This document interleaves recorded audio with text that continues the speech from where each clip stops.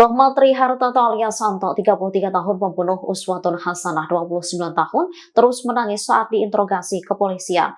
Alasannya karena pelaku teringat dengan sang anak.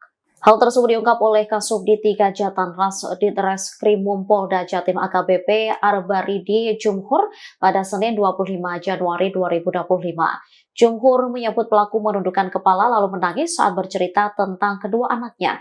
Seperti diketahui, salah satu alasan pelaku membunuh Uswatun lantaran korban pernah mendoakan anaknya dengan kalimat tak pantas. Pelaku yang emosi lantas terlibat cekcok dengan korban. Pertengkaran terjadi di sebuah hotel di Kediri, Jawa Timur. Cekcok tersebut berujung pencekikan hingga korban tewas. Tak hanya membunuh, Antok juga turut menjual mobil Uswatun seharga 57 juta rupiah. Uangnya kemudian digunakan untuk membeli mobil lain. Atas perbuatannya, Antok tak hanya dijerat pasal pembunuhan, tetapi juga pencurian. Download Tribun X sekarang, menghadirkan lokal menjadi Indonesia.